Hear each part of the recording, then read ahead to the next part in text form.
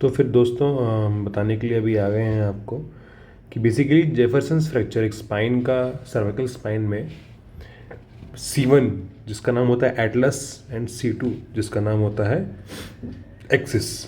तो C1 में basically summarise हैं दो तीन बातें हैं कि जब भी कोई एक्सियल लोडिंग हो सर टकराए बेसिकली वॉल से या ऑब्जेक्ट से, तो बेसिकली बर्स्ट फ्रैक्चर होगा एटलस का, बर्स्ट फ्रैक्चर फट जाएगा, बेसिकली एटलस फट गया है बिल्कुल, एंटीरियर एंड पोस्टीरियर रिंग उसका फट गया है, तो वो जेफरसन फ्रैक्चर कहलाएगा।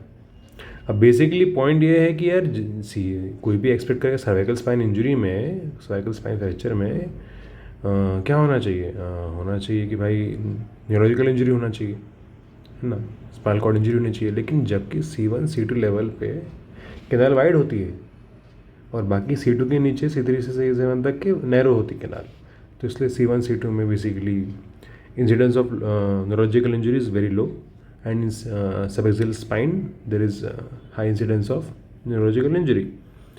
तो C1 C2 के लेवल पे वाइडर कैनाल है and that is why there is low incidence of neurological injury, spinal cord injury basically less chance है। ठीक है, जैसे कि हम ना देख सकते हैं C2 में बड़ा है इसका space of canal is really big.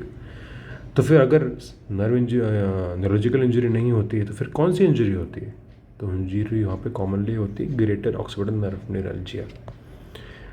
Greater occipital nerve neuralgia basically skull से नेक एरिया में आते हैं, तीन होते हैं, greater, lesser and third occipital nerve होते हैं। तो mostly greater occipital nerve basically atlas के पोस्टीरियर आर्च के पास रहते हैं and that is why there is injury to greater occipital nerve. Thank you.